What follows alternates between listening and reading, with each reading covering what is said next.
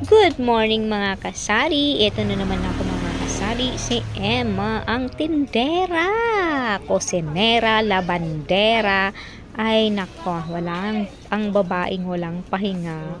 Ako, si Kuratsa. Ay, mga kasari, Kuratsa nga ang tawag nila sa akin kasi ako nga yung babaeng walang pahinga. Oh, bago natin umpisahan ang umaga ay kailangan malinis ang ating tindahan.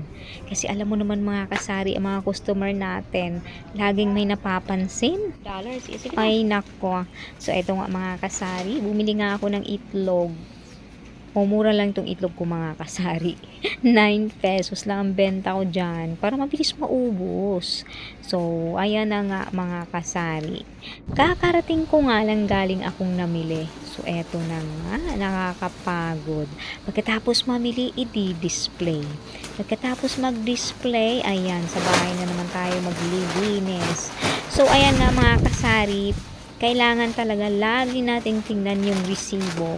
Kasi minsan hindi natin alam na tumaas na pala. Kaloka talaga tong mga presyo ngayon. Nasyashock ka na lang, napakalaki ang itinaas. So, eto lang yung napamili ko kanina mga kasari. So, ayan, magdi-display nga muna ako ng mga chichirya ko. So, eto mga kasari, DIY lang tong lagayan ko ng mga chichirya. Ito nga yung pinaglagyan ng mga yung tawag niyan, yung mga prutas. So, wala na rin laman tong aking mga biskwit. Kaya, ayan, namili na tayo. Mapasukan na kasi mga kasari. Kaya, laging nauubos. So, mabilis lang siyang maubos mga kasari. So, ang benta ko dyan mga kasari, hindi naman kasi gaanong kamahalan.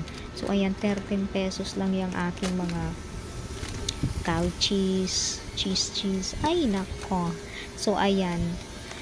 So, marami nga akong binili niyan kasi mabilis lang yan maubos. O, tingnan nyo naman. Konti lang namang tubo yan. Kunti lang tubo dyan sa mga biskwit na yan. Kasi magkano lang benta ko dyan? 8 pesos ang isa. 9 pesos yung mga Jack Angel na product. Like Oreo. At marami pang iba. So, eto nga muna. Uminom muna ako ng juice. Napagod ang inyong lingkod mga kasari. So, kakaiba yung juice na yan. Kulay pula. Ay, Diyos ko. So, ayun na nga mga kasari. Ang juice na yan mga kasari ay yung hibiscus tea. Ayan, nilagyan ko ng spearmint tea. So, ayan na nga mga kasari. Dumating yung aking in-order sa Shopee. So, itong in-order ko mga kasari, ito yung pentel pen. Mabenta to sa akin mga kasari. Tag 10 pesos lang itong pentel pen na ito. Binibenta ko lang to ng 10 pesos. Kung malaki ang kikitain dito mga kasari. Kasi magkano lang naman ang bili nito. 12 pieces ang laman yan. So, nasa 112 ba? So, ayan na rin mga kasari. Bumili din ako ng gloves. Sa totoo lang mga kasari, ako lang nakakaubos ng gloves na yan. Kasi napaka-sensitive ng aking kamay. Sobrang kati pag laging nababasa ng tubig. So, ako lang din ang gumagamit yan. Minsan naman may bumibili, 50 pesos yung isang pair ng gloves. So, ito nga. Nagde-display ulit ako ng mga tawag niyang ano na yan, tinapay na yan. Ang bilis niyan maubos mga kasari kasi pang baon na sa school.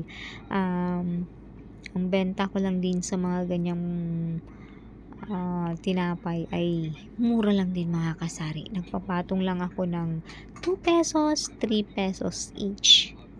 O, diba? Kaya mabilis maubos.